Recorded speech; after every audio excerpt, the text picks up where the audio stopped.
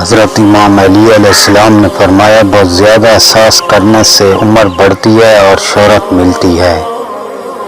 ان کی رحمت کو یہ بات گوارا نہیں کہ ان کی چوکھٹ پر کوئی جائے تو خالی آئے صلی اللہ علیہ وآلہ وسلم۔ حضرت امیر المومنین علیہ السلام نے فرمایا جو نماز کی تیاری اس کے وقت سے پہلے نہیں کرتا وہ نماز کا احترام نہیں کرتا۔ رسول اللہ صلی اللہ علیہ وسلم نے فرمایا کامیاب ہو گیا وہ شخص جس کو اسلام کی ہدایت نصیب ہوئی اور ضرورت کے مطابق روزی ملی۔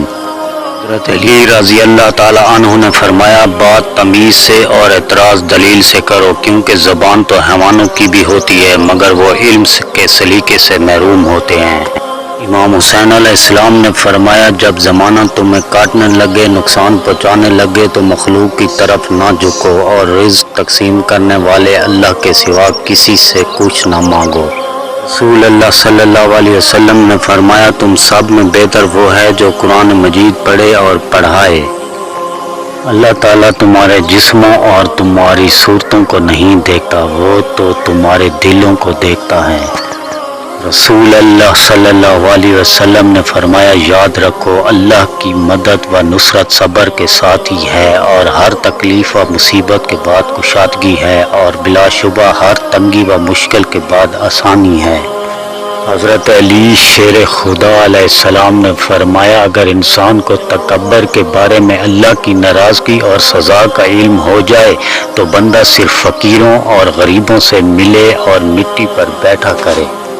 امام زین العابدین علیہ السلام نے فرمایا دوسروں کو اذیت دینے سے اپنے آپ کو روکنا کمال عقل اور بدن کی راحت کی نشانی ہے۔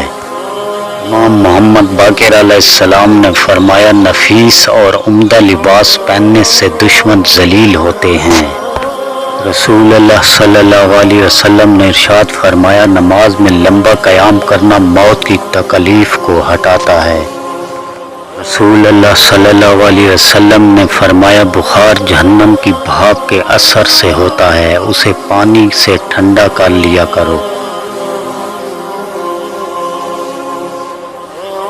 موت کو یاد رکھنا نبی کریم صلی اللہ علیہ وسلم نے فرمایا جب تم نماز کے لیے کھڑے ہو تو اسے الوداع نماز سمجھ کر ادا کرو۔ آخر میں آپ سے گزارش ہے کہ میرے چینل کو سبسکرائب کر دیجیے گا۔ اللہ نگہبان، دعا گو ساگر۔